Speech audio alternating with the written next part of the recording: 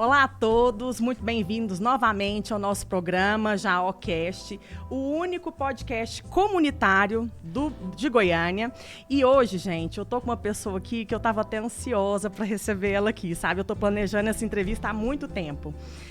E eu vou apresentar para vocês aqui hoje uma pessoa queridíssima, que é o Pablo Costa. Ele é jornalista, ele é mestre em comunicação pela UFG, ele é disc jockey, que eu achei maravilhoso.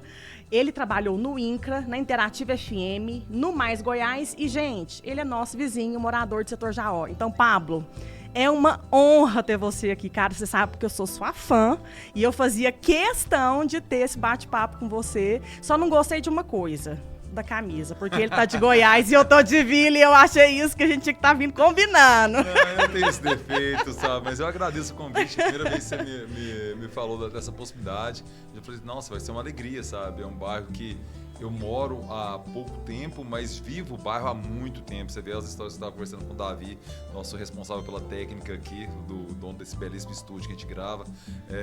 Eu vivo o Jaó desde o início dos anos 90, graças ao Marcos, ao Davi, ao Igor. E há quase 3 anos sou morador, né, do bairro. Embora já viva, porque eu morava antes no Parque dos Cisnes. E aí, acaba que o Jaó é um centrinho do Parque dos Cisnes. Uhum. Tipo, minha filha estudava no CIEM, depois foi estudar no Iara. Aí, todo o comércio que a gente frequentava era ali do Jaó também. E em 2021 a gente decidiu vir de vez, sabe? E estamos super felizes no bairro. E o Jaó é um bairro muito tranquilo, né, Pablo? O que você achou, assim, de viver essa experiência de morar num bairro residencial horizontal e que é um bairro jardim? Pois é, assim, quando eu via o Jaó lá do início dos anos 90, quando o Marcos, que é falar primo, né, o primo do Davi e do Igor, mudou, o Jaó me dava um pouco de medo pela distância. Porque eu, criado no setor aeroporto, o Jaó era muito longe de tudo, sabe? É igual os engenheiros, sabe? Muito longe demais das capitais, sabe? Era longe demais de Goiânia, sabe? E era um Jaó, a parte alta que eles moravam, ali perto do Ricarnes ali e tal. Era tudo de terra na época, né? Então era quase você ir pro interior, assim, era uma brincadeira de passar as férias no interior ali, sabe? Agora eu sempre percebi isso, sabia? Um senso de comunidade, desde aquele momento, da minha adolescência ainda, eu já percebia isso lá na convivência, sabe? Que o Davi tinha com o Leandro, o Igor tinha com o Hugo, com o Júnior, com tudo. Eu já observava isso à distância, convivendo com eles, mas não morando no Jaó. Só que a vida anda, né? E aquela distância, assim, naquele momento eu era super fã do setor aeroporto, eu achava que eu ia morrer lá no setor aeroporto, sabe? Naquele contexto. E aí, quando eu caso, a gente consegue comprar, a gente mora um ano de aluguel no Urias, que é aquele momento de casa, você está ainda estabilizando financeiramente, né? A gente consegue comprar um apartamento no setor aeroporto e eu achei que era o meu sonho ficar lá, por lá, no setor aeroporto. Só que o espaço começa a fazer falta, né? De você ter um quintal, ter um cachorro grande, ter gato, ter planta, sabe? A gente que gosta dessas coisas, como é o caso meu e da Andréia, começou a fazer falta. E aí, na época, o Jaó dava caro pra gente, sabe? Assim, a gente não tinha grana ainda pra conseguir morar lá. E a gente foi pro Parque dos Cisnes. Aí a gente conseguiu, a vida vai andando, a gente vai estabilizando, né? As coisas vão se assentando no passar dos anos, né? A gente conseguiu ir pro Jaó no meio de 2021. Embora, te digo, já vivesse o Jaó desde os anos 90. Só que ele se transformou num sonho mesmo, assim, de consumo pra mim, a partir ali de 2000 e pouco. Só que era caro pra mim ainda. Eu ainda não conseguia chegar lá, sabe? Quando eu consegui, foi a materialização de um sonho, realmente, você poder morar num bairro que te dá um conforto de viver também toda aquela de muita natureza, tranquilidade, né, cara, Pablo, sabe? assim? De ver passarinho, de ter sapo dentro da sua casa, sei lá, tirar o sapo, sabe? Assim, de coisa que é a vida mesmo, assim, sabe? De ter um senso de comunidade, que eu gosto muito do bairro. Você encontra a pessoa na praça do skate, você encontra no mercadinho, você encontra na padaria, você encontra a pessoa quando você tá buscando sua filha na escola, quando você vai na igreja, você encontra. Realmente é um bairro muito interessante, viu? Eu sou muito fã do Jaó. Eu sou apaixonada, eu sou suspeita. Me fala um pouco da sua carreira. Você fez jornalismo, mestrado em comunicação. e começou a trabalhar no INCRA, depois foi pra Interativa FM. Como é que foi esse processo? Na verdade, eu trabalho tudo junto. Jornalista é o seguinte, Adriana. Se não tiver um monte de emprego junto, você não tem salário. Você tem que ter um monte de coisinha pra juntar um salário, entendeu? Então, eu trabalho no INCRA, lá eu sou servidor público concursado desde 2006. Aí, na Interativa eu trabalho desde 2005. Na verdade, eu entrei na Interativa em 2000 como estagiário de jornalismo. Só que eu fico só um ano, de 2000 a 2001. Aí eu saio e retorno em 2005 e desde 2005 eu tô, desde então. No Mais Goiás é menos tempo, eu tô no Mais Goiás desde 2020, mas já são 4 anos também, né? Pouco tempo. Além disso, eu discoteco, né? E tem o meu canal no YouTube, ou seja, a gente vai compondo renda, sabe? Assim, quem é pobre tem que trabalhar muito para ganhar dinheiro, sabe? Então, assim, eu constituí minha carreira basicamente no jornalismo de opinião, né? Que as pessoas acabam me conhecendo mais pela Interativa e pelo Mais Goiás, tem uma repercussão maior e tal, e pela Interativa mais porque eu estou muito mais tempo lá. Mas no jornalismo eu atuo assim nas 11 posições. A única coisa que eu não fiz de fato foi TV. Telejornalismo foi a única parte que eu não fiz. Agora, de assessoria de comunicação, de radiojornalismo, internet, eu fiz tudo, sabe? Tudo. E o hobby é o disc jockey, que é a discotecagem. Eu brinco, é o meu hobby remunerado, né? Eu tenho a vantagem de ganhar um dinheirinho ainda com a coisa assim. Eu vou lá, toco as músicas que eu gosto, né? Eu tenho um critério, né? Assim, quando vão me contratar, tipo, são festas muito difíceis pra mim, como DJ, casamento, festa de 15 anos, que são públicos muito heterogêneos. Porque você pega, assim, a pessoa que te contrata sabe mais ou menos a linha estética. Eu basicamente, assim, eu vou no rock, né? Mas eu vario um pouco pra música brasileira, um pouco pro groove, pro soul, pro funk americano. Mas é uma festa que tem a sobrinha de 15 anos que ouviu o funk pancadão pornográfico e tem o tiozinho que vem lá de Jaraguá, que ele veio de Sanclerlândia e ele quer dançar um forrozinho. E o cara te contratou porque gosta de você que você toca rock. Aí você tem que agradar todos esses públicos. Então a festa de casamento é muito heterogênea, é uma festa muito difícil, cara. Porque são muitos públicos ao mesmo tempo ali, são muitas idades, muita faixa etária, pra celebrar aquele momento do casal. Normalmente, nesse tipo de festa, Adriana, eu chego e falo assim, olha... Você sabe que eu tenho uma limitação estética, assim, eu trabalho nessa linha e tal. Normalmente o noivo, a noiva, o casal, eles me contratam sabendo disso. Só que sabem que os parentes dele também vão querer ouvir outras coisas na festa. Aí normalmente eu peço assim, me dá uma cola. Quais que são as músicas que você quer fora disso? Me passa aqui tudo isso.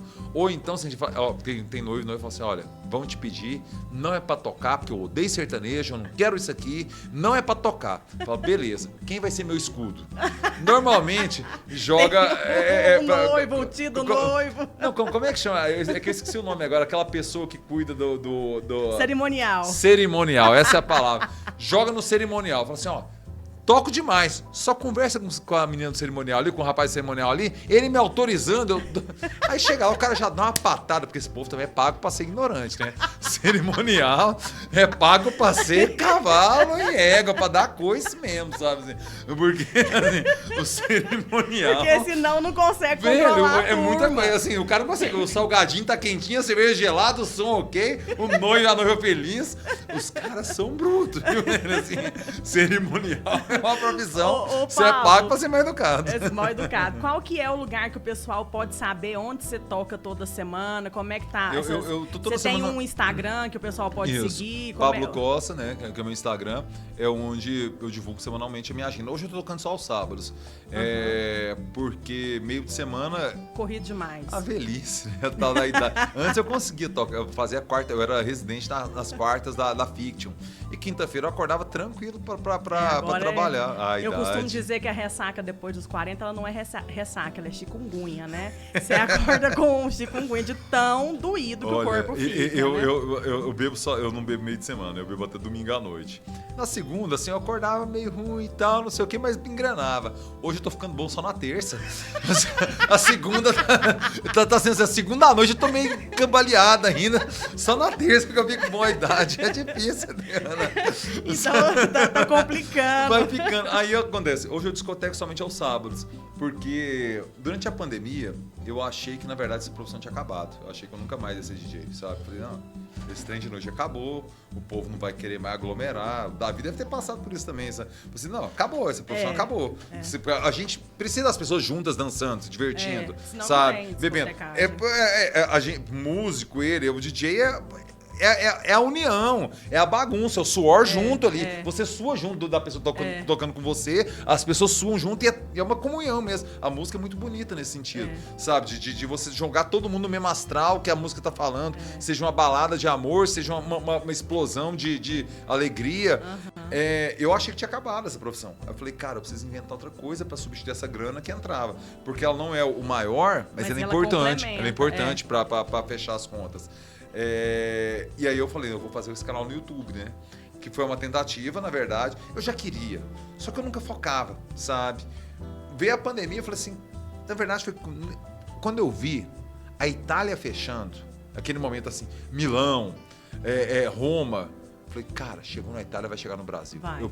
Não tem jeito. Agora, porque quando tava na China, você fala assim, é muito longe. A China é longe, cara. Chegou na Itália, quando eu vi a Itália fechando, eu falei assim, cara, isso é muito sério. Vai chegar aqui e nossa, esse momento foi difícil, de grana, sabe? Pra todo mundo. Não, assim, de você não viver um trem e eu tava com um monte de cachê pago.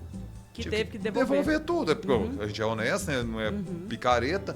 Cara, foi uma queda financeira muito impactante, assim, sabe? Você devolveu um monte de dinheiro que eu tava na conta, claro que você já gastou, sabe? Assim, você tem que fazer a renda pra devolver. Aí não tinha mais renda entrando, sabe assim? Eu sei lá, assim, o que eu vou fazer? Eu falei, cara, eu vou criar esse canal no YouTube. E deu super certo, né, Pablo? A sorte é que naquele momento as pessoas todas também foram, né? Pro YouTube. Então, assim, eu cresci rápido, hoje deu uma estabilizada, mas assim, pum, deu uma crescida, estabilizou e não recompôs ainda o quantitativo que eu recebia lá. Mas já é um trem importante também no orçamento. Aí acontece, Adriano, às sextas-feiras eu faço live no YouTube, que antes eu discotecava, e hoje eu deixo só os sábados para discotecagem. Porque realmente é um hobby. É muito bom você chegar, botar a música que você gosta. E ver a galera interagindo, as pessoas se divertindo, né? tomando uma, dançando, o casal ali ficando, sabe, tal. Isso é muito legal, cara. Isso é vida, né, Pablo? A gente precisa disso. Essa interação, né? Que o lazer, ele faz parte de um direito, né, constitucional. Né? Isso. Todo mundo tem o direito ao lazer. O que acontece, infelizmente, é que o pobre, às vezes, não tem condição de ter acesso ao lazer com facilidade. O lazer é caro, né? Assim, o problema é que o pobre, assim, a gente tem um problema no Brasil que a gente não consegue garantir o direito à vida ao cara. Exato. Sabe assim, aí você chega pra chegar no saúde, lazer. Educação. Isso. Aí, eu entendo que tem uma escala de prioridades, assim, sabe? Agora, eu gosto muito quando os Titãs falam, né, assim, a gente não quer só comida. A gente quer comida, diversão e arte. Porque, assim, só comida, o cachorro quer só comer. Porque, assim, eu tenho 3 cachorros, a gente lá no Jaú, todo mundo, né, gosta de cachorro, é um bairro... Isso é um cachorreiro, é um bairro outro cachorreiro. Negócio que eu gostei muito no Jaú. Que bairro que as pessoas gostam e respeitam animais. Entendeu? Assim, olha, eu ando muito, né? Assim, eu faço meu esporte é caminhada, eu ando 15 km do Jaó, quarta, sexta e domingo eu faço 9 km. Eu ando o bairro todo. Você imagina tudo que é biboca do Jaó. Talvez não saiba o nome da rua, porque você vai andando, você não observa. Mas andar, eu vi, nesse período todo, 3 gatos mortos só. 1 atropelado. 2 era de doença, porque você vê assim que ele morreu, não foi de, sabe? Ou seja, as pessoas desaceleram para os animais, a pessoa freia, a pessoa não tem negócio de envenenar o gato que foi pro vizinho, às vezes o gato é envenenado porque põe veneno para rato, e aí o gato cai na casa, né? Mas eu não adolo, né? É um bicho curioso que vai lá, não, aí isso não tem dolo, eu também acho que acontece. Não. Agora, ou ele come o próprio rato envenenado já, sabe? Ele morde, né? Esses dias eu lembrei de você falando aí, já aconteceu 2 vezes comigo. Eu estava voltando, fui buscar minha filha numa festinha, era 3 horas da manhã, a hora que eu entro na minha rua, o gato Dona Isabel, nossa vizinha lá, ela foi uma das fundadoras da rua, deitado na intersecção da J82 com aquela da maçonaria, do Triângulo da Maçonaria, bem no meio da rua. E assim, ele estava tão despreocupado, porque ali era o ambiente dele. Aí a gente tem que parar, esperar pra ver se ele vai levantar ou não pra cima do carro, né? E assim, igual você falou, a gente para. Outro local, ali na J5, um outro lugar que eu fui buscar minha filha, a hora que eu entro na rua, Pablo, tinha uns 10 gatinhos. E eles tudo deitado no asfalto, despreocupado. Então, assim, é um bairro que você vê uma série de questões. Coruja. Eu nunca esqueço da moradora que foi atacada por uma coruja na Santa Cruz. Mas é um bairro que você anda de noite e você vê as corujas. E elas são lindas, e elas são, né? E ali é a casa delas, são nervosas por causa dos ninhos. Então é um privilégio, né? Esse meio ambiente e esses animais interagindo. Tanto é que o grupo de proteção animal foi pro Jaó. Né? Então até as araras, o tanto de arara que tem lá, sabe? São lindas. Lindo. Então, assim, é um privilégio morar lá e eu acho que a gente tem que, né, cuidar para manter um bairro horizontal no momento em que existe muita demanda para verticalização da cidade pelo mercado imobiliário, né? A gente olha, por exemplo, o Marista que está passando. O Marista, vamos lembrar assim como é que é a história de Goiânia, né?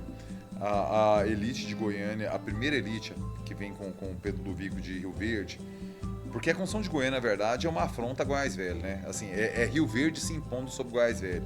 Que o Pedro Ludovico era o médico de Rio Verde, quando ele consegue se impor perante o caiadismo, ele faz questão de tirar o poder, e ele faz questão de tirar o poder humilhando. Assim, Goiás Velho é humilhado naquele processo lá. E eu entendo o rancor que Goiás... Entendo perfeitamente o rancor que Goiás Velho tem com Goiânia. Não foi pacífico, porque, né? Não, eles foram humilhados. Como o Ludovico tinha o apoio de Getúlio Vargas naquele momento, ele era o representante do Vargas em Goiás, ele humilha o caiadismo, que era o DN. Aí você constrói Goiânia, essa primeira elite ludoviquista, ela habita ali ao entorno da Praça Cívica. São aqueles casarões que todos já foram embora, hoje infelizmente se perderam todos ali, da Rua 2, da 24, aquela região do Liceu, infelizmente assim, era a região mais linda de Goiânia. Tem uma outra construção ali, que ficou sabe? No meio, isso, né? mas infelizmente a gente perdeu. Aí a elite começa a migrar para o setor sul, acima da Praça Cívica, que você vê que já é outra construção, já tem essa questão já mais de imaginar os espaços, o projeto cura da praça emendada, se perdeu.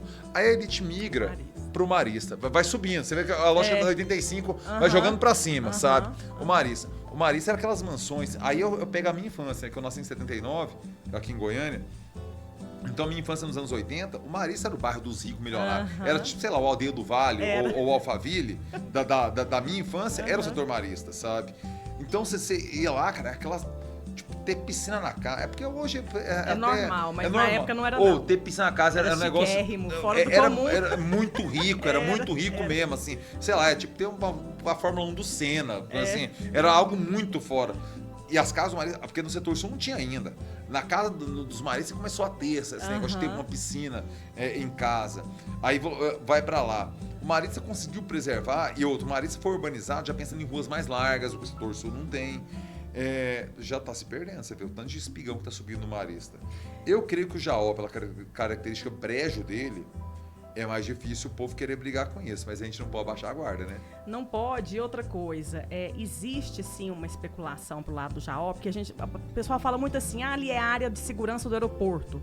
A área de segurança do aeroporto é um diâmetro de 4 quilômetros, então ele abarca também, por exemplo, o Negrão de Lima.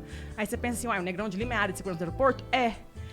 Só que é o tanto de prédio. Por quê? Aí as pessoas não entendem. Existe uma portaria não sei se é da Infraero, é uma legislação federal.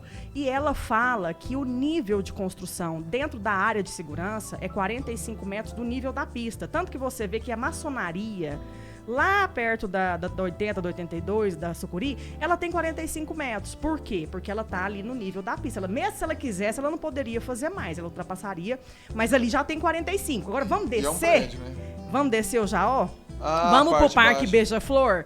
A quantos metros de altura aquilo ali está da pista? Da pista. E assim, mas é uma área úmida. Cara, mas hoje existe engenharia pra tudo. Então, assim... Não fizeram lá também, o Parque e tá dando problema de drenagem lá, né? Era um brejo também. E você vê que tem época lá que a água tá minando no meio do asfalto e arrancando a capa asfáltica. Você pensa assim, você acha que não vai acontecer?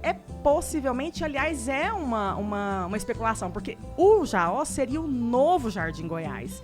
Pensa na beirada do Beija-Flor, que é um parque fenomenal, um apartamento de sei lá quantos mil, você começa com 500 mil, 1 milhão, 2 milhões. Vai abaixo de 2 Cara, milhões. Você acha que isso não vai lotar? Goiânia, como é uma cidade de pessoas ricas, não vai ter demanda? Tem demanda demais, me preocupou muito aquele prédio perto do INCRA ali. Sabe, aquele prédio perto do Ferreira Pacheco, do INCRA, ali, sim, muito alto, numa região que não era. Até o Negrão de Lima a gente habitou e o Negrão de Lima se perdeu também. Igual se perdeu o Jardim Goiás, igual se perdeu o Alto da Glória, igual se perdeu o Bueno. Vários bairros em Goiânia se perderam.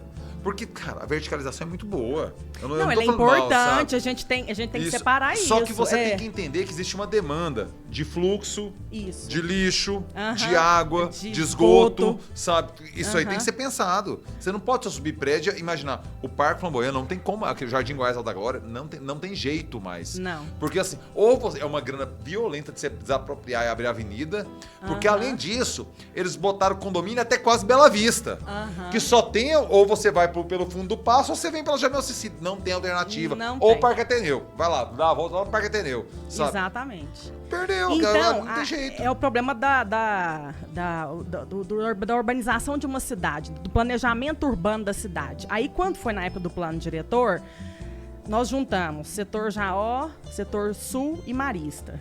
Magicamente, o Marista sumiu da história da luta. Ficou só setor Sul e setor Jaó.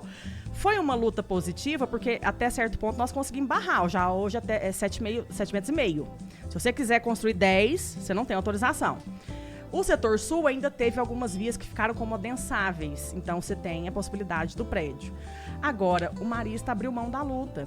Aí é que eu falo que a participação popular nesse momento é muito importante, porque o cara às vezes acha que coloca alguém na Câmara representando ele e o cara tá votando a favor de uma coisa que vai prejudicar. Porque o setor Marista não teve alguém que defendesse ele para falar, olha, isso aqui é um bairro também histórico. Você acabou de contar a história de Goiânia, o Marista faz parte, né, uma parte importante. Mas não teve defesa, Pablo. Aí no plano diretor, eles abriram as porteiras. Quando você passa ali, ó, a Praça Ratinho, viaduto, você paga, você vê o tanto de obra, o tanto de espigão que tá subindo. Ali já era. Só que tem uma vantagem, Marista. As ruas pelo menos são largas, sabe? Diferente do Bueno, diferente do Alto da Glória, do Jardim Goiás, outros bairros que passaram por isso. O próximo é o Parque Amazônia, que está acontecendo lá no Parque Amazônia. É impressionante, é porque a gente lembra. O Parque Amazônia, o Jardim América já era uma quebrada, o Parque Amazônia dava medo. Eu lembro sabe disso. Assim, dava medo. O Parque Amazônia é um trem assim. O Parque Amazônia hoje é um bairraço. É um bairraço. Excelente, sabe? Você tem tudo. Infraestrutura foda, um bairro excepcional, sabe? É incrível mesmo. E a cidade muda. E o Jaó, eu não sei, assim, acaba que você, o Davi, acaba tendo uma vivência maior do Jaó que eu, mas eu percebo uma mudança de perfil do Jaó. Eu percebo uma renovação que eu acho que os imóveis do Jaó vão ter que ser repensados. Aquelas casonas de 2, 3 lotes, 6 quartos, elas não dão conta da família de hoje. A família hoje é 3 pessoas. E eu vou te falar, aquele pessoal antigo tá tudo saindo do bairro. Né? E ou estão falecendo, né? Não, muito dono de residência lá, de uma quadra, 5 lotes, já faleceu e agora está na mão dos herdeiros, né? Que são os filhos cada um desse quer cara. Uma coisa, né? Eles querem vender. Isso é uma questão que a gente vê que é clara. Eles querem vender e querem apurar o dinheiro, que é direito deles, é herança. Agora, Pablo, eu já propus uma solução e eu acho que o Jaó tem uma solução que ela não é complexa. São os mini condomínios fechados dentro do bairro. Que tem vários lá, né? Já existem, dão super certo. Ali tem vários, né? Ali na 71 construiu um agora na esquina, inclusive lote de um conhecido nosso, que ia fazer o quê com aquele tamanho de lote? Era gigantesco.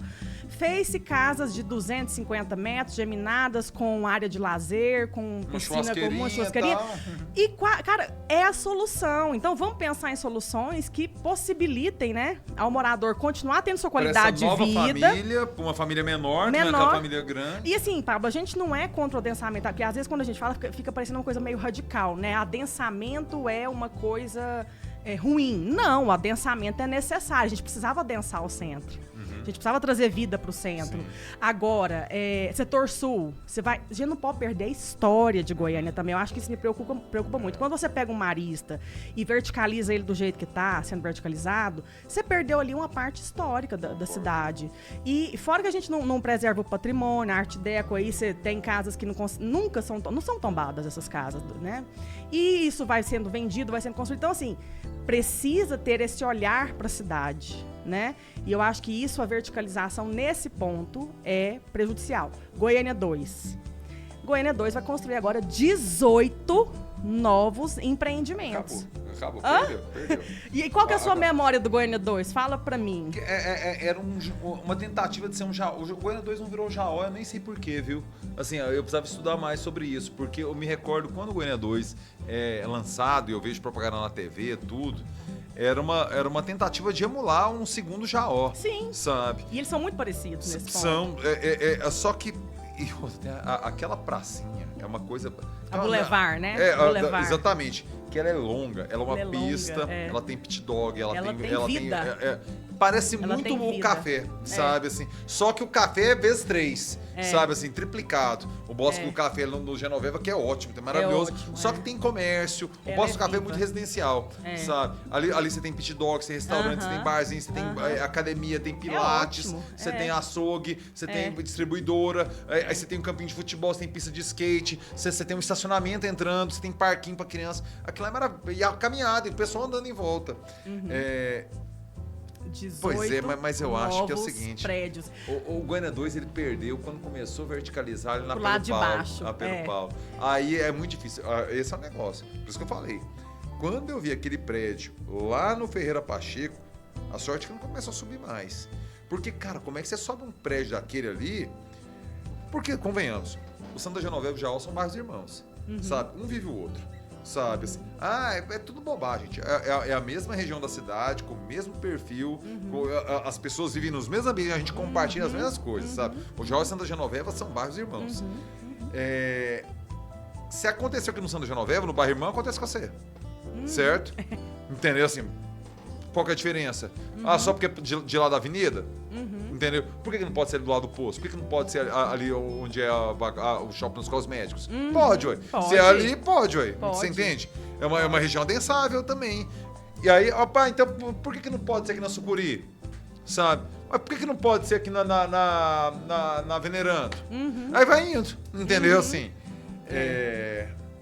eu acho que você trouxe uma solução interessante. Né? Porque assim... Mas aí depende também das pessoas, das famílias, né? Dos empreendedores. Depende. Porque a pessoa tem que querer, né? Porque eu acho que o geminado é uma solução muito inteligente. Porque sabe? você faz o adensamento controlado.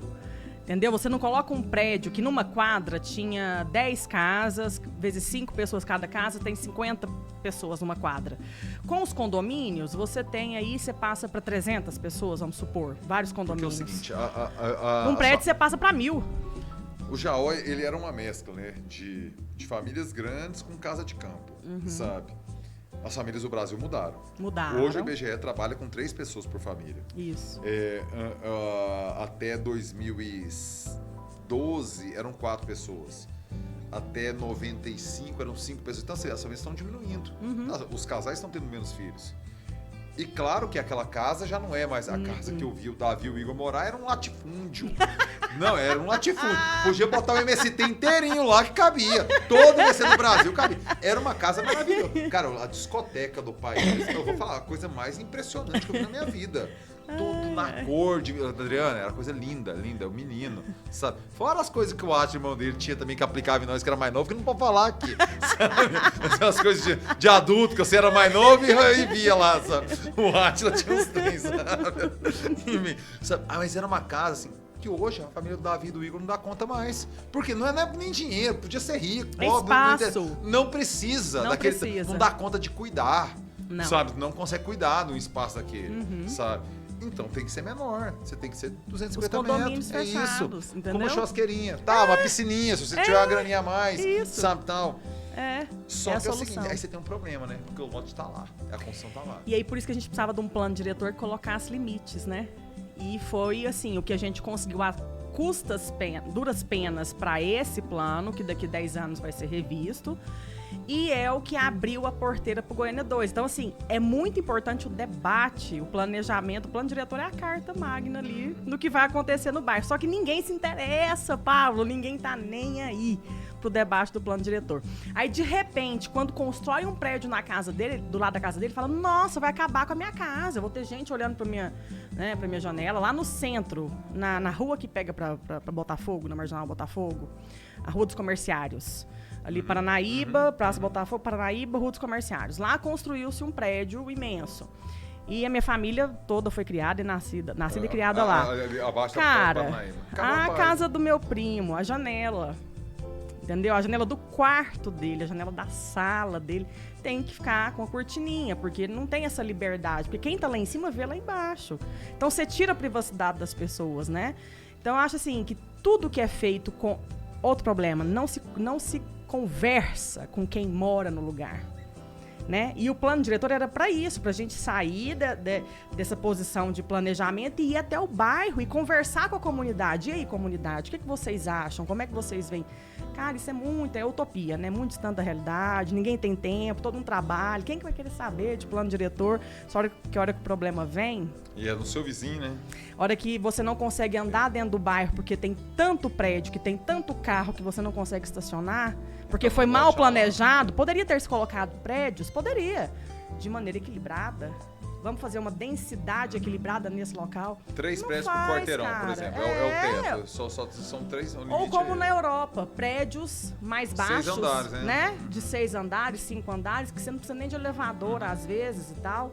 Ou põe um elevador, que seja, mas a questão é que você tem uma visualização estética mais agradável, com as árvores ali, tudo daquela altura. Só para ter uma informação, Rodrigo, aquele prédio da maçonaria tem quantos andares? Andar lá dentro, eu não sei. Eu sei que ele tem 45 metros. Eu me recordo, porque na época eu convivia muito com os meninos lá, eu lembro da construção daquele prédio. E já foi um debate na época. Foi. Eu me recordo que foi um debate intenso, que a maçonaria, sabe? Que era o fim da rua dos meninos ali, sabe? Eu lembro um debate intenso. O Kenon, que é outro amigo que morava bem pertinho ali, sabe? Um debate muito intenso. Não pode subir prédio, não pode subir. E perdeu. A maçonaria tem uma força social muito grande, uma força política muito grande, a gente sabe que muitos maçons têm cargos relevantes na sociedade inteira, em várias questões. Mas eu me recordo que naquele momento, você vê, eu era muito jovem, eu lembro do debate lá, a comunidade tentando impedir pelo contato que eu tinha com os meninos, sabe? Com o Kenon, com o Marcos. E não conseguiu. Mas por quê? Porque apesar do plano diretor não prever naquela área a construção daquele tipo, eles pedem tipo de uma outorga, uma autorização extra. E foi aí que eles conseguiram, né? Ganho o jogo nunca tá. O jogo sempre nunca tá. Sabe, você sempre tá jogando. Nunca. Agora, assim, abriu algumas portas perigosas. Esse prédio do Santa lá, Genoveva. O do Santa Genoveva. Goiânia 2, Negrão de Lima. Você tá vendo que ao redor tá cercando. Aí por isso que a gente fez a ideia do tombamento. Por quê? O tombar não é necessariamente impedir você, Pablo, de derrubar a sua casa e construir sua casa em estilo, sei lá, do jeito que você quiser. Igual Goiás Velho. Quer fazer uma casa igual Goiás Velho? Faz. Faça, cara. A casa é sua propriedade privada, direito seu. O tombamento era uma ideia pra gente... primeiro, as ruas, o traçado urbano. Não pode mudar o traçado urbano. Segundo, prédio não pode. 7,5 metros, tá, a limitação. E a vegetação. Porque é muito importante a gente permanecer um bairro jardim. Porque a prefeitura, ela pode, a sua livre escolha, desfazer-se de uma área pública até em prol de uma empresa. Por exemplo, o Moreirinha lá. Aquela praça do Moreirinha, que era em frente à Moreirinha, foi feita uma troca, uma rua foi fechada, não foi? O Flamboyant era uma rua que passava, que estacionava. Então, assim, isso é uma questão que a prefeitura tem essa discricionariedade. Ela pode fazer isso. E aí, o tombamento impediria esse projeto. Mas a força política não permite. Não permite. Por isso que eu te falo que tem muitos interesses de especulação lá dentro. Porque por que não permitir? E se a gente fizesse o tombamento, nós seríamos igual em São Paulo. Não conseguimos. São Paulo tem os jardins, que um amigo meu passando de avião, ele tirou uma foto e me mandou. Falou, olha aqui, Adriana, você vê os jardins todos verdes, né, horizontais, baixos, uma vegetação imensa, e ao redor, Pablo, um paliteiro, assim, sabe? É uma coisa gritante. É uma ilha mesmo. É uma ilha, né? Mas, quer dizer, a gente não desistiu do tombamento, mas em primeira mão a Câmara não aceitou. A gente precisa, né, dar uma renovada, trazer gente que entenda a necessidade da preservação dos bairros, da história dos bairros, do meio ambiente e, às vezes, né, trazer uma... Esse é o ano, Adriano. Agora, assim, falando em prefeitura, em Câmara, eu estava vendo uma live sua, que você fez. O lixo vai vencer o Rogério Cruz? Eu adorei essa pergunta. O lixo vai vencer o Rogério Cruz? Vamos falar do problema de lixo em Goiânia? Olha, eu acho o Rogério, o prefeito Rogério Cruz, uma das pessoas mais elegantes, educadas, cordiais, gentis, que eu já lidei na política e eu tenho experiência já de um bom tempo, viu? Assim, é uma pessoa muito gentil, muito educada, muito polida, muito cordata, sabe? Ele é muito agradável. E a questão, a minha crítica nunca não é a pessoa, né? É o trabalho. É o trabalho. É o que está sendo feito. E, de fato, está deixando a desejar, sabe? Assim, eu defendo uma solução mais radical. Eu não acho que a Comurg tem mais jeito. Eu sou a favor da extinção da Comurg, fecha a CNPJ, tem um monte de passivo de dívida trabalhista, de INSS. Que vai assim, judicializar, né? Que é um problema, que é sem fim. Então você fecha a CNPJ, reaproveita esses servidores, os que são concursados e tal, em outros órgãos da prefeitura e rediscute com a cidade como é que vai ser essa questão do lixo. Se vai abrir uma nova empresa pública, se vai ser uma secretaria do lixo, por exemplo, se vai ser na estrutura, se vai terceirizar, como agora parece que é o caminho, eu não sei a solução. O que eu sei é que a Comurg não tem mais jeito, com esse nome e com esse CNPJ. Esse CNPJ é bichado. E quem já foi, tem hora que tem que fechar o CNPJ para você resolver tudo aquelas capivaras que tá para trás, sabe? A capivara da Comurg é grande demais, não tem jeito mais, Adriana, sabe? Eu concordo. E assim, só fazendo um parênteses, Pablo, o Rogério, ele foi muito bom pro Jaó. O Rogério, ele revitalizou 2 praças que elas estavam há anos pedindo revitalização, o término da construção. A Praça do Skate ficou, se não me engano, 12 anos, com obra iniciada muito e não terminada. Né? Uma palhaçada. Então, assim, aí o Rogério chegou, ele foi até a Rua da Divisa, que é um ponto em que nós discordamos, e aí eu falei, prefeito, faz a praça para nós, termina a praça. Ele falou, vai ser uma meta da minha gestão. E terminou, cara. E ficou bacana demais. Você viu, né? A comunidade vive aquela praça domingo. É a coisa mais bonita. Durante a semana vai lá 6 horas. Segunda a sexta. É lotado. Lotado. Cara, né? mas isso, olha, no ano 2000, o Pedro Wilson, que era o prefeito, ele entregou a reforma da Praça Avião. A Praça Avião era aquele lugar de garageiro que fedia mijo e assim, era terrível. Ele tirou os garageiros de lá, sabe? E reformou a praça e colocou, e eu vi, assim. Aí naquele momento eu compreendi que se você der segurança e urbanizar, as famílias ocupam. As famílias vêm na sequência. Aí já vem a mãe com a criança, já vem o pai com a bola para jogar com o filho, aí já vem alguém soltando pipa, aí já tem um grupo de jovem ali ouvindo uma musiquinha, tocando um violão. As famílias ocupam, sabe? Exatamente. Assim, foi o que aconteceu na Praça Skate. Isso. Era um trem largado, parecia um lote baldio lá no meio, o circo chegava. A alegria era o circo, na verdade. Quando o circo chegava era uma alegria lá, sabe? Porque tinha um circo, pelo menos, sabe? Hoje não, hoje você vê lá, assim, é um fenômeno, assim, as pessoas se encontram, aí a fofoca acontece, aí é a vida acontecendo, entendeu? E a Praça Santa Cruz, a revitalização dela através de emenda de um vereador, foi muito importante também, porque a praça também estava morta. E depois da revitalização, é a do Mercadinho. Ah, a Praça Mercadinho, né? À noite você passa lá também, tem gente caminhando, tem gente com as crianças, né? E a Feira da Liberdade que migrou, cara, né? A Feira da Liberdade, eu morava na Liberdade antes, né? Ali ela tava escanteada, ela tava sumida, ninguém via, sabe? O tanto que foi um boom quando ela foi, quando ela foi pra praça, assim, ó, explodiu. E trouxe vida pro bairro, né, Pablo? Porque é muito importante que esses espaços públicos sejam ocupados pelas famílias, que isso dá vida, né? Então, assim, só fazendo esse parênteses do Rogério Cruz, ele sempre foi muito educado e gentil comigo e sempre me recebeu muito bem. Agora, existe um problema que eu acho que é maior que o Rogério Cruz, que é a Comurg, e eu já vi você falando sobre uma questão da Comurg ser híbrida, não ser mais Comurg e ter um sistema híbrido. Fala um pouco sobre essa ideia. Eu acho que a solução é essa. Você ter... Porque você ficar só dependente do serviço público, a gente tem amarras... Eu sou servidor público, né, concursado.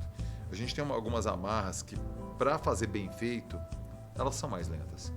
Uma licitação, alguém vai questionar, e tá tudo certo, é do jogo. E mesmo assim o povo rouba, se não tiver, vai roubar mais. Entendeu? Então, assim, tem que ser assim, para evitar a roubalheira, certo? Só que tem coisa que na limpeza urbana, 3 dias é muito tempo. Tem que ser assim. Então você tem que ter uma coisa de iniciativa privada e você tem que ter uma coisa de público. Você tem que achar esse meio termo. A limpeza urbana é muito complexo, porque você tem que ter o caráter público, porque você também não pode ficar refém de uma empresa. Porque se a empresa fala assim, não, eu vou subir o preço agora.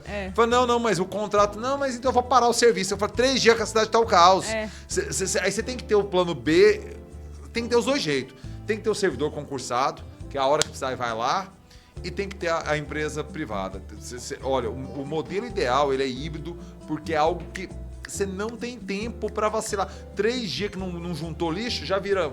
O Edilberto Dias, que hoje em dia foi presidente da Comurg, ele participou com a gente na Interativa, ele fala, vira árvore de Natal de saco de lixo. Vai subir nas árvores de Natal, sabe, nas lixeiras. E quando é prédio, começa a cair dos containers pro chão com aquela nojeira, sabe? E vai juntando bicho, vai juntando verme, é problema. Saúde pública, fedendo, já está numa questão de saúde pública. Sim. E afetando o meio ambiente também. Sim, sem dúvida. Então, assim, você tem que ter os dois lados. Eu acho que o Rogério... Ser prefeito é muito difícil. Muito difícil. Isso é antes dele. O problema é que a gente tá botando o trem na conta dele. Mas essa Comurg é complicada. Não, muito. O Íris, ele recebeu o diagnóstico, teria que fechar a Comurg. Você falou que ele fez um estudo, né? Uma consultoria. Só que ele falou assim, cara, eu preciso resolver primeiro a questão dos servidores. Eu não vou botar esse de pai de família na rua, sabe? Então aí tem que passar pela Câmara dos Vereadores, qual que é a solução dos servidores, enfim. São 8 mil servidores. 8 mil servidores? Você tem esse dado? Não, assim, por alto, né? Exato. Olha aí, cara, são 8 mil famílias, é muita gente. Agora, o que eu acho? O Rogério, ele virou prefeito por uma tristeza, foi um azar. Foi um azar tremendo que Goiânia... Gente, o Rogério, ele ia embora de Goiânia. A Igreja Universal, ela tem uma lógica meio de exército, de revezar as lideranças entre as cidades. Rogério já morou no Rio, já morou em Salvador, já morou na África lá, acho que foi em Moçambique, já morou em Angola e veio para Goiânia. E a Igreja Universal do Reino de Deus, ela tem esse projeto de ter o braço da comunicação, que é a Rede Record, ter o braço da política, que é o Partido Republicanos, e ter o braço religioso, que é a própria igreja. E tá tudo certo, não tenho crítica nem em relação a isso não. E o Rogério, ele nem ia ficar em Goiânia, ele nem ia candidatar a vereador. Quando o Maguito faz a articulação e fecha com o João Campos, que era o presidente do partido na época, para que o Republicanos ocupasse a vice, o Rogério é indicado, porque era a pessoa que estava ali, evangélico. Já era vereador, 2 mandatos, isso, tal, entendeu? Evangélico. Então, assim, para ser prefeito de Goiânia, cara, eu que nasci aqui, tudo, eu não me sinto capacitado, sabe? Porque, olha, é um trampo que, assim, tem que ter uma experiência que eu confesso mesmo, tendo vivido toda a minha vida aqui, e eu vou fazer 45 agora, não me sinto pronto, sinceramente. Eu olho e falo, não, cara, me ultrapassa esse trabalho, sabe? E caiu nas costas dele. E aí eu tenho que reconhecer, ele não arregou. Ele entregou um bom trabalho? Na minha opinião, não. Na minha opinião, não, sabe? Não é um trabalho que eu elogie. Agora, eu não nego a coragem dele, sabe? E ele não arregou.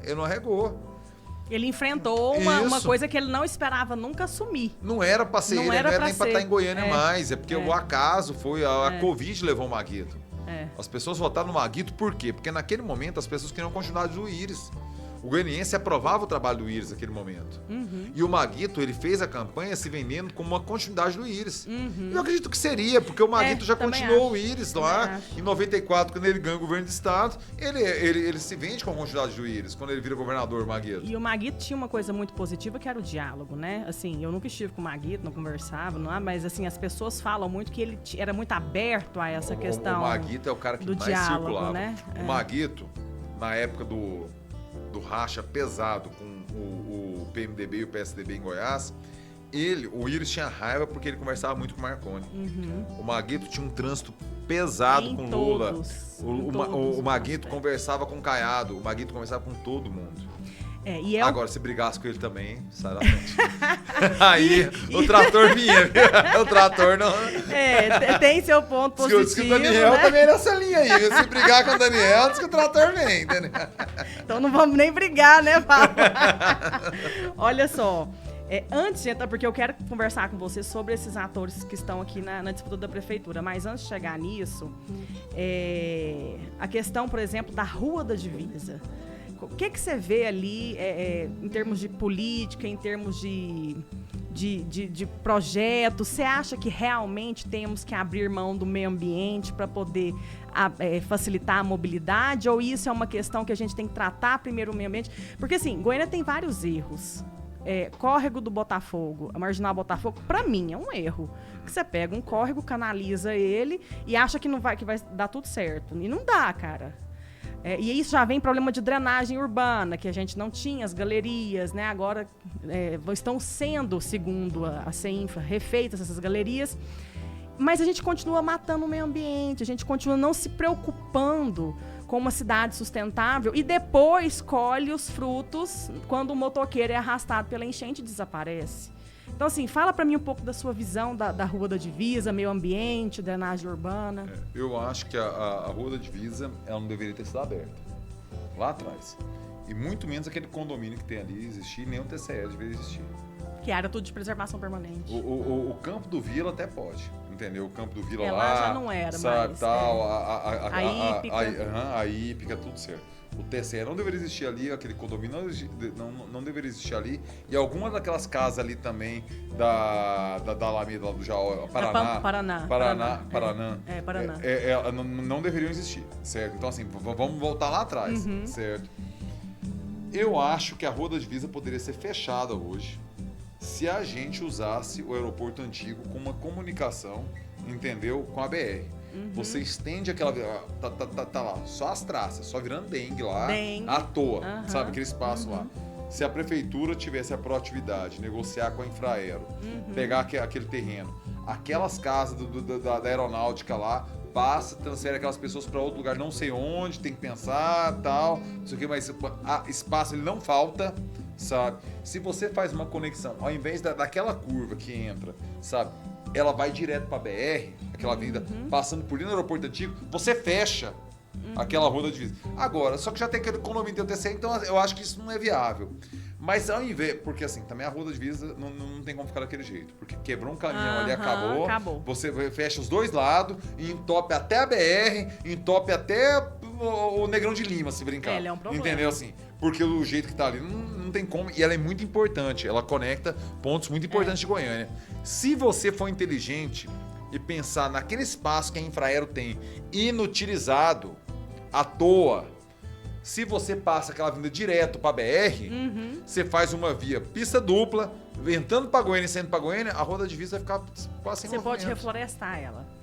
Eu não sei se dá por causa do condomínio. Aquele condomínio ali, como é que você vai fazer? A gente entrar e sair por onde? A gente apresentou uma solução que eu acho que inclusive fica viável para o condomínio. Se você vem ali na rua do antigo aeroporto, entra no Samaúma, naquela guarita da Infraero, certo? Então lá dentro já tem uma pista que passa na frente dos hangares. Então você sai do Samaúma, entra na guarita e vai reto até o final dos hangares, e lá você faz tipo uma quebrada para passar ali entre a Hípica e o tênis, que já foi desativado. O tênis, aquele ali, área estadual, né? Então, entre a Hípica e o tênis, ou até mesmo na Hípica, dá para você fazer uma rua ali.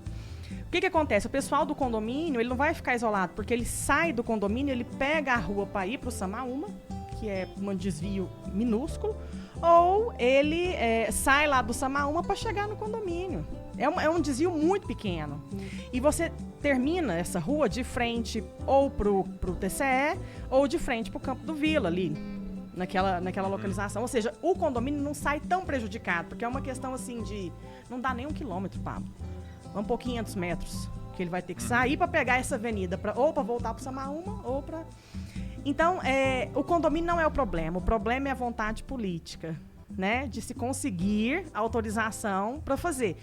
Porque a gente vem de uma cultura em que não me interessa os danos futuros. Eu vou resolver o problema agora. Qual que é o problema agora? Mobilidade.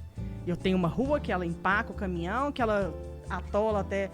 Mas e o futuro? A água, e as nascentes, e a área de preservação. Então, é uma boa, eu acho que é uma coisa que a gente tem tentando, já existe um processo judicial, né? Vamos ver se isso vai Dá certo. É passar com a Infraero, uma articulação prefeitura, governo de estado, agora você falou, porque aquele lote é estadual, e governo federal. Assim, tem que ter um alinhamento de projeto ali. E eu não sei, porque você fala de reflorestar, eu acho que se ficar no 0 a 0 já é louco, senão duplicar. Também acho, mas eu tenho um sonho. Eu tenho um sonho de fazer um reflorestamento ali, e um parque e abrir aquele córrego de novo, sabe? Para que a água realmente então, possa... Ou seja, o pessoal da Paraná ia só subir e o pessoal do condomínio só descer. Você não cruzaria de um lado pro outro. Você não cruzaria. O pessoal do condomínio faz a voltinha e entra nessa nova rua. O pessoal da Paraná sobe e entra nessa... né? E tá tudo muito perto ali. E você tem a ligação... Porque essa rua, ela é uma passagem entre Goiânia e a BR. E aí nós vamos ver o anel viário também, porque se o anel viário for para aquele lugar ali, você tira esse tráfego pesado dali e joga para beirada. Então você já tem uma rua que ela deixa de ter essa importância toda, mas diminui o tráfego dela, enfim. E drenagem urbana, o que você está achando dos alagamentos de Goiânia? Eu acho que isso é um problema que, assim... Ele é mundial, né? Ele envolve as mudanças climáticas, sabe? Mudou a relação do clima geral com esses alagamentos em Dubai, gente. Dubai, deserto, as pessoas pegando assim... Mudou, e a gente tem que estar pronto. Eu tenho medo de algumas regiões do Jaó. Que nunca tiveram problema, mas, por exemplo, a gente sabe que é um brejo. Brejo é uma região de alagadiço. Ali na Liberdade, ali na Maracanã, sabe? São pontos que na Pampulha, sabe? São tudo alagadiço. Dependendo do tamanho de chuva, a gente pode ter casa invadida por água. Sabe, assim, eu acho que esses 3 pontos, Maracanã, Pampulha, Liberdade, que são os mais baixos do bairro ali, a Paraná também, lá, sabe, são pontos muito perigosos, cara. A gente tem problema sério no bairro, entendeu? Assim, talvez ela 80, aquela região... Então, eu fiquei presa na última chuva atrás do poço carreteiro. E eu nunca vivi um pânico tão grande. Água alta, né, descendo. E assim. Outra coisa, o carro, ele tá freio de mão puxada, primeira engatada, o carro mexe, cara. Você tá dentro do carro assim, ó. A água subindo. Você tá entendendo? E aí você fica com a sensação assim, o carro vai sair do lugar. E eu lembro que eu fixei o olho numa letrinha que tinha lá no painel. Eu falei, se esse carro sair do O, for pro U, eu tô lascada. Então... E abrir a porta e sair não abre. A porta não abre. Né? A força da água é muito forte. No máximo, baixar o vidro. E o carro elétrico, se o elétrico pifar, você também não abre o vidro. Então, assim, o poço carreteiro tá um perigo. É um ponto que você, olha, toma cuidado. Passar na porta do carreteiro tá ficando quase impossível dia de chuva. Na entrada do Jaó, não passa também. Ali a água da entrada... No Rodvino ali? Pouco depois, né? Bem naquela área vazia que tem lá em frente à Conab. Não passa. Aquilo ali fica... Os meninos andavam de caiaque lá. É um problema que tem 40 anos e nunca foi solucionado. E outra área, que é a Rua da Divisa, que também alaga. Então acontece que o Jaó, numa chuva forte, ele fica ilhado. Porque desce a água tudo. Gente, pensa o seguinte... ali, desce a água lá do Guanabara. Do Guanabara. Sabe, vem todinha. Vem todinha. Sabe? Esses pontos aí, ó você colocou mais alguns. Mas é isso, sabe? Paraná, Maracanã, Liberdade, a Divisa, Pampulha, é tudo as baixadas, cara, que vem água. Gente, a Pampulha vem água lá da Praça Universitária. Você pensa, é a baixada que vem de lá, da Praça Universitária, passa tudo a Vila Nova, Negrão de Lima. E vem trazendo tudo. E vem tudo. A força da água é muito grande, né? Então a gente precisava, e para isso é um tema, né, que o próximo prefeito ou prefeita vai ter que tratar, né? E aí nós vamos falar agora desses candidatos, 7 até agora, né? Sandro Mabel, Gustavo Gaira, Adriana Corsi, me ajuda a lembrar, Vanderlan, Rogério Cruz e Matheus Ribeiro. E... Leonardo Riso, do Novo. Eu acho que são esses. São esses. Talvez você esteja esquecendo. o Fábio Tokarski tá colocando, Pelo mas na PCdoB, verdade... né? Mas ele junto o PT, não tem jeito dele ser, né? Então, Sete, como é que você tá vendo esse posicionamento dessa turma? Cara, eu acho que muita gente falando de política e pouca gente falando de Goiânia. Aliás, pouca não, zero falando de Goiânia. Zero, nenhum. Cara. Todo mundo fala assim, o vice, o partido, não sei o quê, E a Goiânia, composição. cara? Pois é, mas e aí, você vai fazer o que? O lance da chuva aí, um problemaço. Problemaço. Sabe? Que outra, que eu sei que não é fácil, eu sei que nem é culpa do prefeito, que a culpa é global. Essas chuvas, a bagunça é global.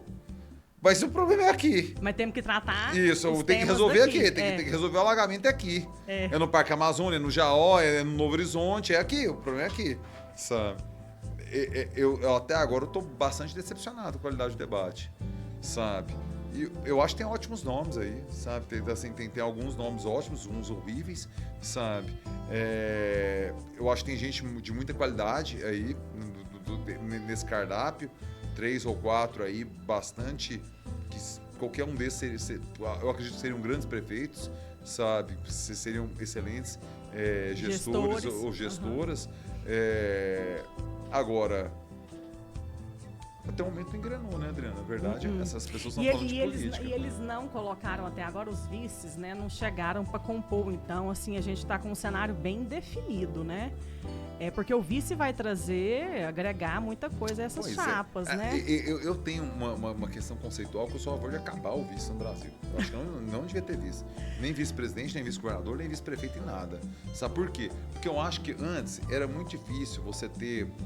Se o presidente viaja, por exemplo, você tinha que ligar, não sei o quê. Hoje o cara continua no WhatsApp, governando do mesmo jeito. Mas e o Maguito? Pois é, como é que você fala da importância hoje chamar uma eleição em 3 meses é muito fácil. É uma eleição eletrônica. Você fala assim, beleza, o presidente da Câmara, ou dos deputados, ou da Assembleia, assume com um compromisso de 90 dias chamar uma eleição. 90 os partidos se organizam, colocam os nomes, 90 dias as pessoas vão. E aí, beleza, é no último ano de mandato, termina, sabe? Se isso acontece, Deus me livre, morre alguém. Nos 3 primeiros anos, eleição. No último ano, já espera o cara termina esse ano e espera. Porque vice, na verdade, não serve pra nada. Vou falar a verdade. O Geraldo Alckmin é ministro, né? Ele trabalha muito mais como ministro que vice. Exatamente, o vice não faz porra nenhuma, não faz nada. Exatamente. Gente, Goiânia não tem um vice. Ativo. Não ter vice. Vice mesmo, desde o Íris. É. Porque o Íris, quando ganhou, o Major Araújo, que era o vice, ele queria um cargo lá, eu não lembro, gente, é porque eu me esqueço das coisas. Ele queria uma secretaria, o Íris não deu. Ele renunciou, falou, então vou continuar deputado. Fez falta? Nenhuma. O Maguito morreu, infelizmente, uma tragédia, uma lástima, sabe? O vice assumiu, quem que é o vice hoje? É o Romário, presidente da Câmara. Romário. E o Rogério vai sair para candidatar, ele não tem que descompatibilizar, não tem, porque tá no mesmo ele cargo. Ele fica direto, né? Mas se acontecesse qualquer coisa, o Romário é porque isso nunca vai passar, porque os políticos não vão aprovar isso, mas assim, só vai acabar com o vice, não tem mais sentido, sabe? O vice só serve pra conspirar. Ele senta lá e fica assim, o que eu faria se eu sentasse naquela cadeira? Ele fica pensando, porque não tem trabalho nenhum, faz porcaria nenhuma, não tem uma violeta pra dar água, não tem um cachorro pra passear no quarteirão, e fica pensando, tá? Tem um salário, tem 8 aspone. 8 é pouco, tem 21. 21 aspone. E assim, aí, galera, vamos o quê? Jogar golzinho hoje? Vamos o quê? Jogar uma partida de war aqui? Não tem nada a fazer. Por isso que, às vezes, um vice assumir uma secretaria ou um ministério, como foi o caso do Alckmin, nossa, pra mim foi excelente. É muito melhor, né? Porque o cara tem trabalho. Agora, assim, eu só vou acabar com isso. Agora, isso não vai passar. Isso aqui, nunca. Eu tô debatendo filosofia, ideias, entendeu? Não vai passar. Acaba com vice. E nem reeleição. Não vai ter vice, não vai ter nada. Eu também sou contra a reeleição. Reeleição também eu acho que o mandato tem que ter de 5 anos, entendeu? E um mandato maior, assim. Mas, Pablo, dá tempo pra fazer alguma coisa em 5 anos? Cara... Construir uma... Sabe como é que daria certo 5 anos? E a gente tava discutindo isso com o pessoal do Compur esses dias, no grupo. Você teria que ter a humildade, ou o governante teria que ter a humildade de continuar os projetos do governo anterior. Entendeu? Continuar o governo. Então, assim, isso é tranquilo. O Marconi não começou as policlínicas? Ele não fez a estrutura? O Caiado foi lá, assumiu as policlínicas, colocou os médicos, colocou as máquinas de radiografia, ele deu continuidade, tá que ele mudou o nome, né? Mas tá ótimo, não tem problema o serviço. E quem está sendo beneficiado é a população do interior. E eu tenho uma amiga que trabalha com isso, ela falou, Adriana, é incrível esse trabalho das policlínicas no interior. Agora, o problema do gestor é que ele chega, ele desfaz de tudo que o antecessor fez, não dá continuidade e os projetos morrem, as obras ficam paradas. Então, para dar certo esses 5 anos, a gente tinha que ter um político, como é que eu vou te dizer, de uma consciência superior, em que ele não tivesse o ego ferido ao continuar o projeto do antecessor, entendeu? E dar continuidade. Agora, fora isso, eu acho muito complicado. Pablo, então, assim, a gente pode deixar claro que essa eleição municipal, ela tem 3 grandes jogadores. Ela tem o lulismo, que é o petismo, né? Ela tem o bolsonarismo e ela tem o caiadismo. Porque o bolsonarismo e o caiadismo não estão ainda, nem sei se estarão algum dia, né? Como o Caiado quer, conectados. Então, como é que você vê essa... vai para um segundo turno? Quem você acha que vai para o segundo turno? Como é que você está nessa... Mabel vem pelo Caiado. O Caiado tem 86% de aprovação. Então, nós vamos de Mabel. Vanderlan tem alguma chance? Tá tudo muito aberto, assim. O Caiado realmente é um fenômeno de aprovação. Isso assim. E outra, o pessoal fala, mas é porque é muito comercial. Olha, eu discordo muito dessa leitura, porque no mundo de hoje, uma rede social tão nervosa assim, para você ter esse patamar de aprovação, se não tiver entrega real, se as pessoas não estiverem gostando mesmo, cara, essa informação chega, sabe? Aí a pessoa fala assim, mas a polícia está muito violenta. Eu até concordo que esteja. Sempre foi. Só que esse é o ponto. Não distorce de uma tradição, de uma história e outra. Quando sai do tom em outros estados, você vê que as pessoas começam a falar disso. Sabe, calma aí, tá esculachando e tal. Ela tá além, mas numa tradição. Você colocou sempre também 0 a 0 e o serviço de segurança inegavelmente melhorou. Inegavelmente melhorou. Excelente. Sabe, assim, as pessoas estão mais seguras. A sensação de segurança melhorou. Muito. E aí eu acho que agora isso vira uma transferência de volta, eu não sei. Eu tenho a impressão que o Vanderlan tá num teto, sabe, assim, ele tá muito bem aí com 20 pontos percentuais, mas eu não sei se ele tem espaço para crescer mais, e 20 pontos percentuais não garante a eleição. E ele perdeu o apoio do bolsonarismo. Só que ele, na verdade, o Vanderlan, eu brinco, né, que ele é o político tribalista, sabe o tribalismo? Eu sou de todo mundo e todo mundo é meu também, sabe? Eu sou de todo eu sou de ninguém. Eu sou de todo mundo. Eu acho que o Vanderlan ele é tribalista, entendeu? Então, ele vai pro Lula, ele vai pro Bolsonaro, ele é tribalista, sabe? Eu sou de ninguém, eu sou de todo mundo e todo mundo é meu também, sabe?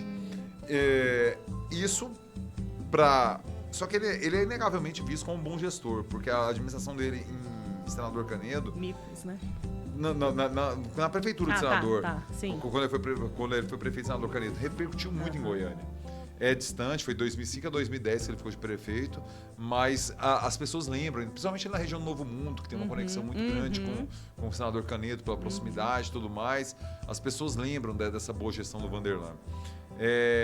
Só que eu não sei se tem espaço para crescer mais.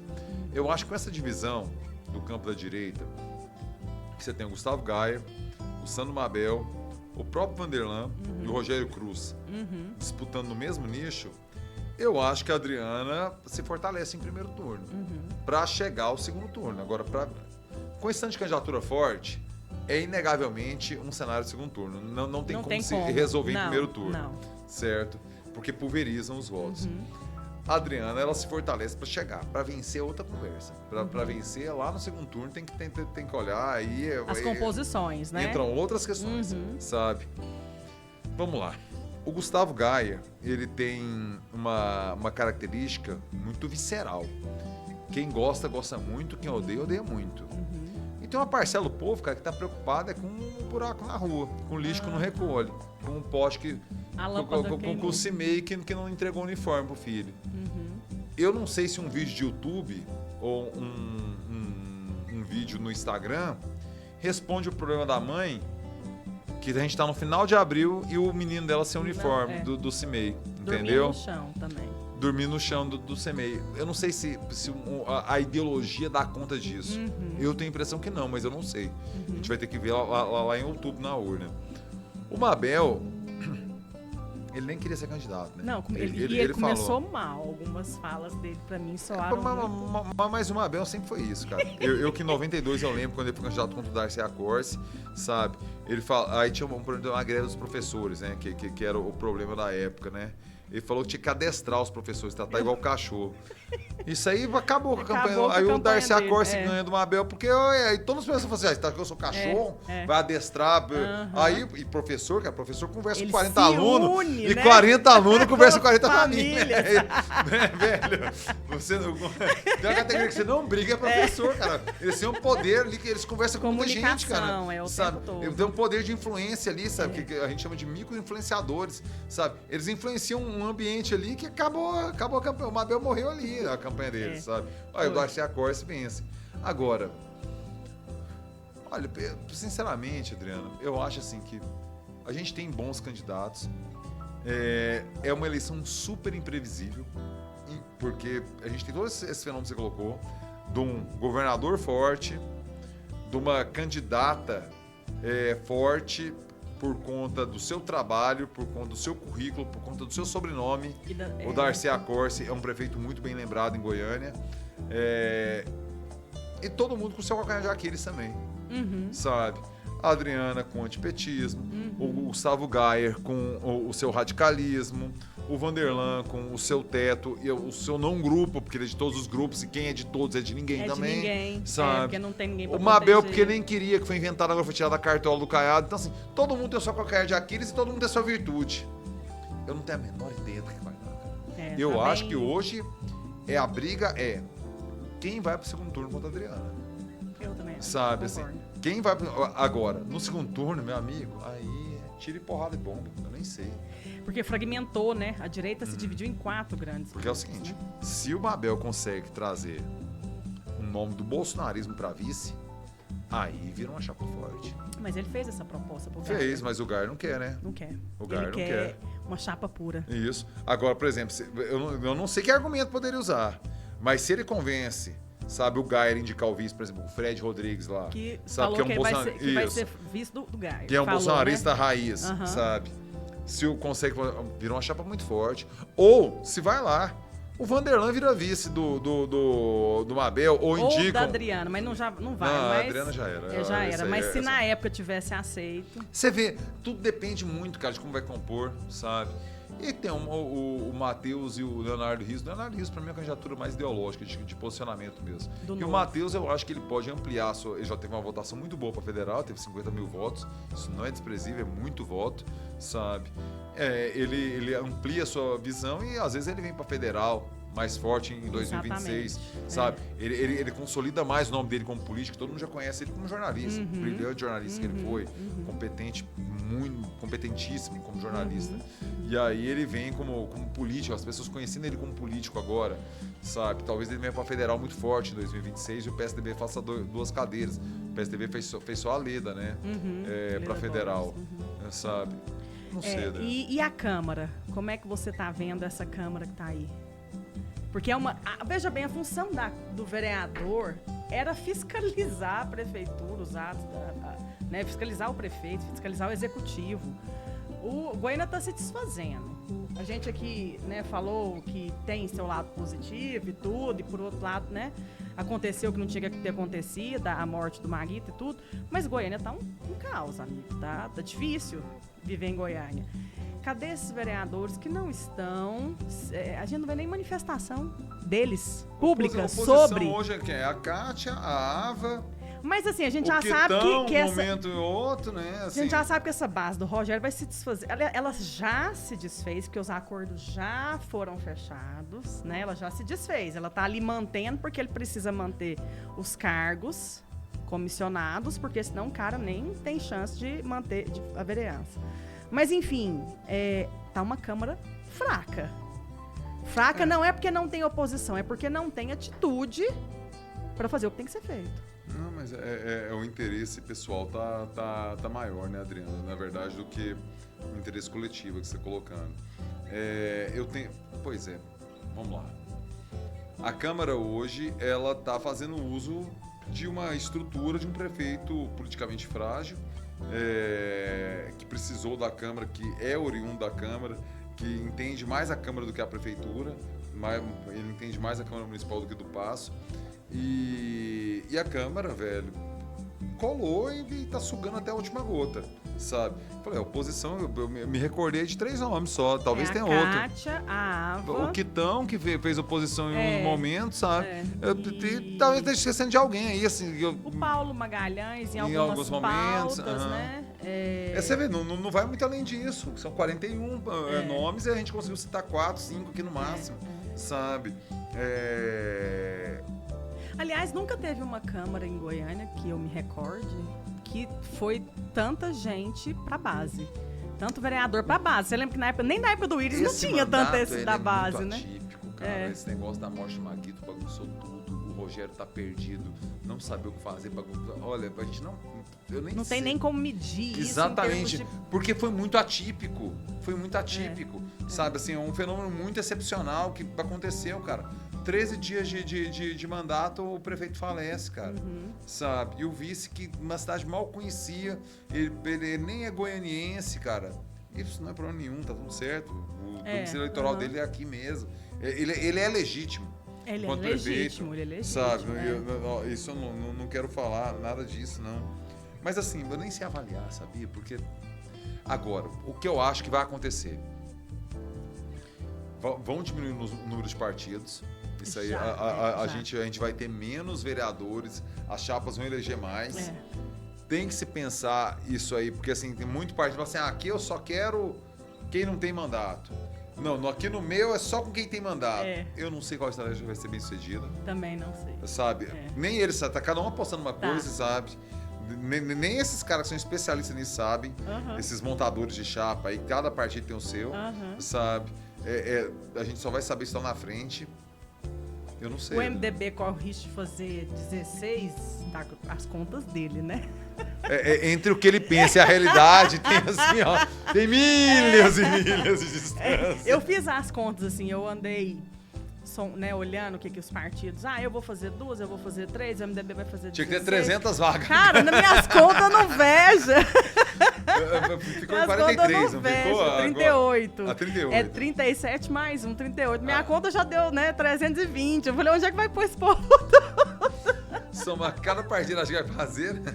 Mas uma vantagem é que essas federações realmente diminuíram o número de candidatos, né? Porque você vê, o PT, PV... e PCdoB, eles cada um teriam 38, poderiam ter 38 candidatos. Agora os 3 têm 38. O PSDB Cidadania, né? PSDB Cidadania. Então, assim, dá uma reduzida. E a eleição passada foi 50 e tantos candidatos. Essa, 37 mais 1, 38. Então vai ter realmente menos opções para o eleitorado, né? Passear por aí. Agora fala pra mim o seguinte, o que é um perfil, na sua visão, de um bom vereador? Porque muitas pessoas votam, e eu vejo isso assim, com preocupação. É meu amigo, vai me dar um emprego. Gente, esse toma lá da cá, pra mim, ele é podre. Né? Eu vou votar no ciclano porque ele vai empregar a família inteira. Eu acho que a gente tinha que mudar essa mentalidade, mas enfim. É meu amigo, vai me dar um emprego... Ou a venda do voto camuflada, né? Ele constrói uma casa, ajuda com o telhado, enfim. Esse é o básico do eleitorado no momento de vereador. E o vereador é a eleição mais importante. Sem dúvida. É o mais próximo. É o mais próximo do povo. Na feira ali. Exatamente. O que você vê, Pablo, assim, como... O que o eleitor precisa entender sobre essa eleição para ter um voto consciente? Eu acho que são importantes 3 tipos de vereadores. E aqui eu não estou falando de partido, não, estou falando de perfis. Um é o vereador que preocupa com o micro, que é o seguinte, a coleta do lixo na rua do meu bairro está acontecendo, o CIMEI está ok lá, o postinho de saúde está acontecendo. Esse que faz o arroz e feijão mesmo, ele é importante. Então esse é um perfil. O perfil 2 é o cara que vai pensar o plano diretor, vai pensar o macro. Porque são coisas muito difíceis de fazer os dois ao mesmo tempo, cara. Às vezes você não dá conta. Sabe? É muito trabalho, cara. para quem faz bem feito, sabe? Eu tô falando em plano ideal, como se todo mundo fosse trabalhar certinho, bem feito, certo? O segundo é esse cara que vai olhar como é que é o gabarito, o que a lei fala, tal, não sei o quê. Ele não vai preocupar se tem o colchonete no CMEI ou não, sabe? Porque isso é da outra ponta, isso, né? é outro perfil de vereador que vai preocupar com isso. Ele vai preocupar com as questões macro, sabe? Com debates, assim, de alto nível. Vai visitar outras cidades, pegar experiência de transporte coletivo de outras cidades e tal. E tem um terceiro perfil, que é o oposicionista ideológico ferrenho. Que também é importante. Que vai verificar tudo demais. Vai olhar cada contrato e vai olhar, ó, esse problema aqui, ó, essa licitação aqui tá com problema aqui por causa de não sei o que, não sei o que, não sei o que. Aquele chato. Esse é que faz melhorar uma gestão. Então, assim, tem esse do dia a dia. Eu nem sei falar qual que é mais importante. Eu não tô falando Todos que são, né? Os três são importantes. Perfis, certo? Então, o ideal seria que a gente tivesse 38 vereadores, certo? 20 desse perfil aqui, que olhe para os bairros mesmo no detalhe, certo? 15 desse perfil aqui que vai discutir a cidade por cima, olhar o alto, olhar para onde vai Goiânia, o que é Goiânia perante Recife, perante Palmas, perante Rio Verde, perante Curitiba, assim, tudo, sabe? Onde Goiânia tá no Brasil, o que ela pode ter e tal. E 3, 4, porra louca mesmo. De olhar um detalhe, de ser chato, de não sei o quê. Que é aquele penteiro chato, entendeu? Assim, tem que ter esses três, sabe? Que faz a diferença no final, porque... Que é o que descobre chato, a coisa que vai errada, beliscar, né? que vai dar problema, entendeu? Que vai incomodar, que vai fazer o cara se mexer, o prefeito. O ideal é que uma Câmara seja composta por esses três perfis. E você viu que eu não falei de partido? Não, eu concordo. De tipos de pessoa. Independente do partido. Isso são perfis. Tem que ter gente que olhe pro buraco na rua, tem que ter gente que olhe pro tamanho do prédio, tem que ter gente que olhe pro contrato, a licitação roubada. Tem que ter gente que olhe pra tudo. Uma Câmara ideal seria, na minha opinião, nesse nível. Com esse balanço de perfis. Entendi. E outra, tinha que preocupar menos também com a questão de Israel. Isso. Preocupar menos com a questão, também sabe? Ai, do livro, que não sei o quê. Não, eu vou te dar um exemplo. Debatendo aborto, por exemplo, na Câmara Municipal. Debatendo drogas na Câmara Municipal. Isso é perda de tempo. Esse debate aqui, ele não é a competência do município, cara. Vamos deixar esse debate lá pro federal. É isso. Lá ele e aí o pau quebra lá. O pau quebra lá. Isso, sabe? Aqui, Estado é segurança pública, município, segurança patrimonial. GCM, né? Vamos debater isso. E a cidade, um caos, ninguém debate isso e eles se matam lá dentro da Câmara. Você viu o quebra-pau do Fabrício Rosa com o Anselmo? É inútil, né? Assim, mas o Fabrício pediu fala, não foi não? Eu entendi que ele pediu fala. O Fabrício, você tá entendendo, cara. Sabe? Ele chegou com muita sede ao pote, eu entendo porque ele já bateu Esperou na trave muita, 2, 3 né? vezes, sabe? Mas tá tudo certo. Isso aí no começo, né? Ele tá adaptando ao ambiente. Depois ele vai... Quantos mandatos tem uma Anselmo? 8? 40 anos, né? São 10. 10, não é? É 40 anos, são 4 então, assim, anos, você pega alguém com experiência do Anselmo, com alguém que chegou agora com toda a sede. O gás, né? Sabe? Não, isso vai ser atualizado. São duas pessoas ótimas, sabe? Tanto o Anselmo quanto o Fabrício. Entendeu? Só que com tempos de parlamento de experiência, né? Experiência. Mas são duas pessoas ótimas. Olha, eu torço muito para que a gente tenha eleições tranquilas, justas, né? E que tragam o melhor para Goiânia, porque Goiânia realmente está precisando agora dar um up, né? Vamos transformar a Goiânia na melhor cidade do Brasil, é possível. Ela tem tudo para isso, né? Ela tem estrutura, ela tem um povo maravilhoso, bacana, alegre, hospitaleiro, e tem muita possibilidade de crescimento industrial, serviço, né? Nós temos assim uma estrutura muito boa, falta agora bons gestores que enxerguem o problema da cidade, né? Pablo, quer deixar um recadinho final para os moradores do setor Jaó, para o povo de Goiânia? Primeiro, assim, né, gente, é uma alegria ser vizinho de vocês, assim. Desculpa qualquer coisa. Perdão qualquer coisa. Barulho de som, você sabe, né, Davi? A gente gosta de som, volta mais alto ali e tal. Desculpa, vizinhos, sabe? Mas prometo tentar ser mais educadinho. Mas é uma alegria morar nesse bairro, é uma alegria compartilhar de vocês de um espaço Cara, eu sou apaixonado, realmente. Assim, coisa boa. Muito massa mesmo. E eu tenho só te agradecer por ter topado, vir aqui conversar com a gente, né? Vamos sábado à tarde, isso é maravilhoso, não tá é? ótimo. É bom demais. Eu sou sua fã de novo. Da próxima vez você vem com a camiseta do Vila, porque nós vamos te chamar mais uma vez. Aí não tem jeito, aí é mais difícil. Então nós vamos fazer uma aposta, aí você vai perder a aposta e você vai usar a camisa do Vila. Mas assim, olha, muito obrigada por abrir tempo da sua família, porque eu sei que sua vida é muito corrida. Sábado era pra você estar curtindo a Andréia, né? E a Narinha, e tá aqui abrindo mão desse tempo pra ficar com a gente. Eu acho você uma pessoa inteligentíssima, fantástica, de uma visão de mundo muito sagaz, né? Sou sua fã, vou continuar sendo e torço muito para que a gente possa, né, ter outros momentos como esses daqui para frente, viu? Agradeço, Adriana. Muito obrigado. Sempre sucesso aí nos novos projetos, novas empreitadas. Obrigada. E o bairro, o Jaó, ele é muito melhor com sua presença. Obrigada. Assim, o seu suor, o seu engajamento melhora muito a nossa vida. Obrigada. Eu que agradeço a disponibilidade, sabe, assim, a generosidade que você tem de dispor do seu tempo para uma luta coletiva. Obrigada. A gente vive melhor por sua causa. Muito obrigado. Obrigada mesmo. Gente, e para finalizar, a gente não pode esquecer dos nossos patrocinadores, a Ohana Food Service, que é uma empresa que distribui produtos para bar, restaurante e hotel. Então, se você tem um comércio, um bar, um restaurante ou um hotel e precisa de pratos, copos, panelas, freezers, fogões industriais, enfim, entre em contato com a Ohana Food Service, que você vai ter todo esse material. E a nossa Feirinha da Liberdade, Pablo, é a nossa patrocinadora hoje, nossa queridíssima, que aquilo ali a gente elogiou eles aqui nem saber. Aquilo ali é corda do coração. Falou mal da Feira da Liberdade, puxa a corda do coração de muita gente. Então, assim, muito obrigada. Para quem não conhece a Feira da Liberdade, todas as quartas-feiras na Praça do Mercadinho, a partir das 7 horas, tem comidas maravilhosas, um som ambiente delicioso, uma cervejinha gelada, enfim, tudo que você pode querer para sua família. Tem brinquedo para criança, você pode levar a criança. Muito obrigada, Lud, e toda a sua equipe da Feirinha da Liberdade por esse patrocínio. E a gente se vê aqui no próximo podcast. Um beijo, até mais, gente. Tchau, tchau.